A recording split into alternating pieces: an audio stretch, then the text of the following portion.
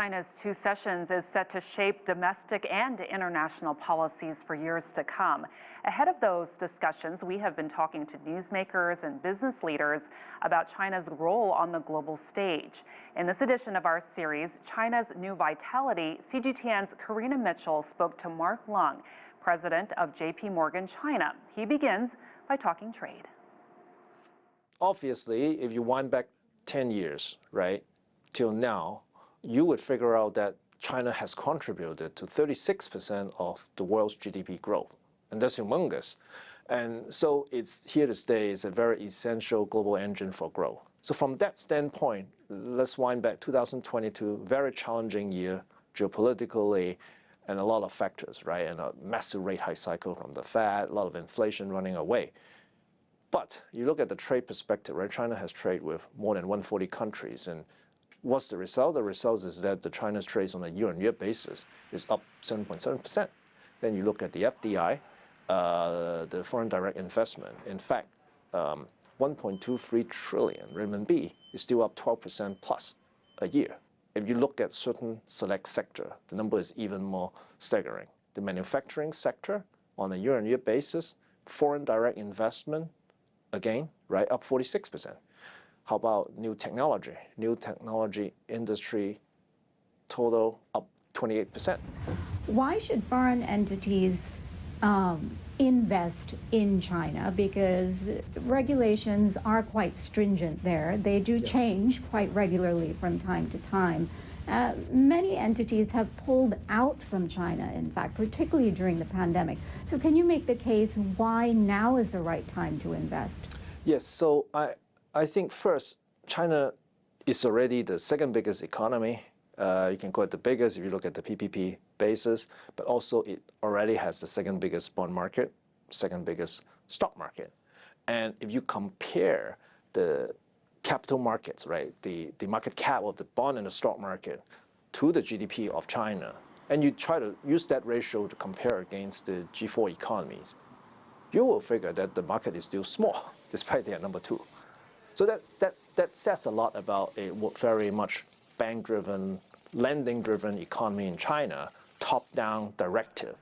The area for growth, however, is more securitization. So you move more from bank loans into debt and into more different classification of debts, quality of debts, with a more robust process of dealing with proceedings of bankruptcy and so on, and how to make sure that these bonds are having the right liquidity. I'm talking about when you have turbulence, just like end of last year, where you could see, start of this year, where the bonds price retreated a lot, but you do need some excess liquidity. So there needs to be the market mechanism that works even more smooth to average out those price action. So all these are where, despite the challenges, I think these are potential.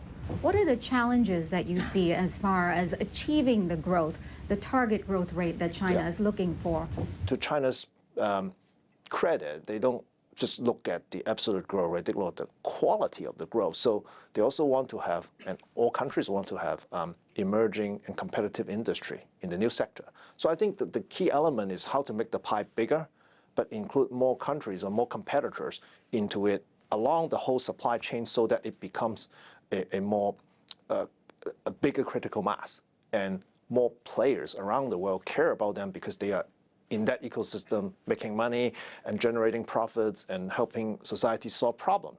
So I think the first question to tackle is how to make the supply chain as global and as ingrained into other parts of the commercial space. The other part is probably to look at the sustainability of the supply chain. Because, for instance, just taking new mobility, right? Like EV cars, for an example, there's massive discussions about how to secure raw materials for the battery and so on. I think all new industry would evolve a complete reshuffling of cars. So how do these industries create a new supply chain, and how would that supply chain be secure, and how would these leading industry be settled down across the world, whereby more players are involved and are key stakeholders that will support its well-being and longevity. I think that's the challenges of this industry. If these industries are there to stay and be very successful globally, it will bring up the whole productivity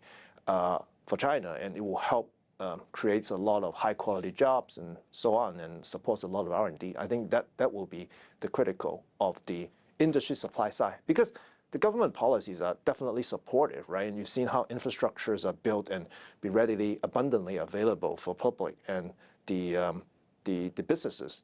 And there are a lot of industry policies targeting a selected sector.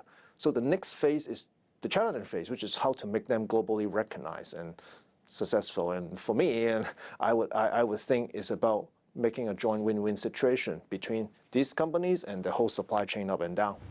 Is it worthwhile, in your estimation, to then look at emerging markets, perhaps China, where valuations perhaps are much better than they are here in the U.S.?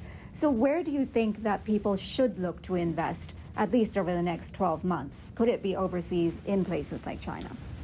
The billion-dollar question remains, or trillion-dollar question remain the Fed. And I think the question goes to, is inflation sticky or not?